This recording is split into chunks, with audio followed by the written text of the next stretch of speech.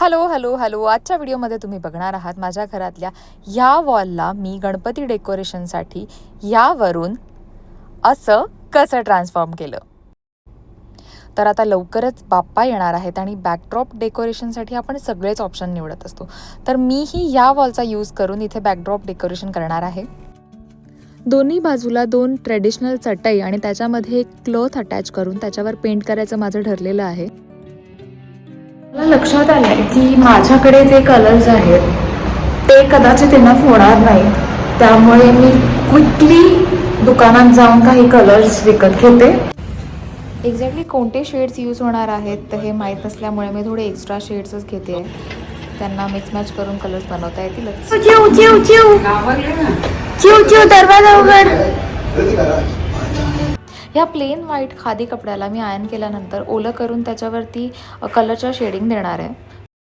Luckily मला खूप जास्त चांगला कपडा मिळाला मिशोवर आणि प्रॉब्लेम असा झाला आहे की त्याला मी ब्रशने ओलं केल्यावरती तो क्लॉथ ओलं होतच नाही आहे आणि त्यामुळे तो कलर हवा तसा स्प्रेड होत नाही आहे. त्यामुळे मी फायनली आता त्याला बालदीमध्ये पाण्यात भिजवते सो दॅट ओल धरेल आणि कलर पटकन स्प्रेड होईल.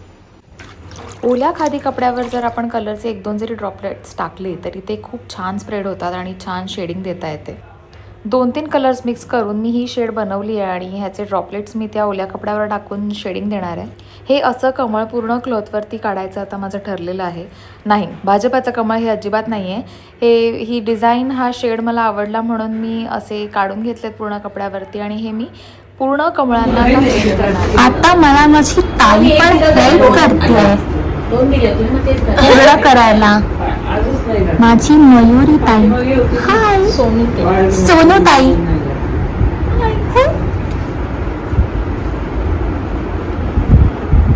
मावशी पण आली आहे. क्यू पण आहे.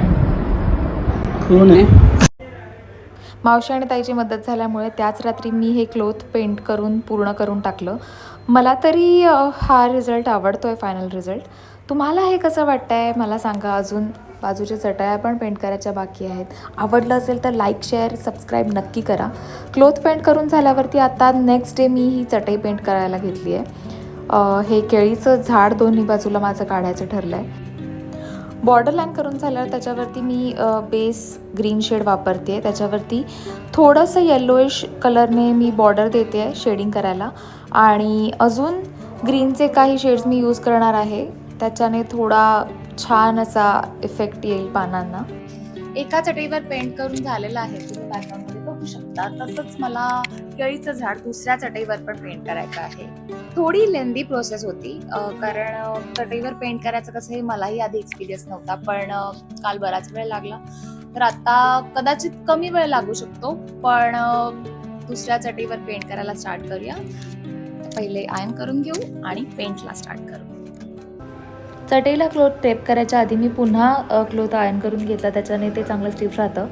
आणि आता मी चटईला क्लॉथ टेप करणार आहे मास्किंग टेपने आणि ती चटई मी माझ्या लादीवरती डिरेक्टली टेप करते, जेणेकरून जेव्हा मी पेंट करेन चटई तेव्हा ती हलणार नाही आणि माझं पेंटही त्याच्यामुळे हलणार नाही.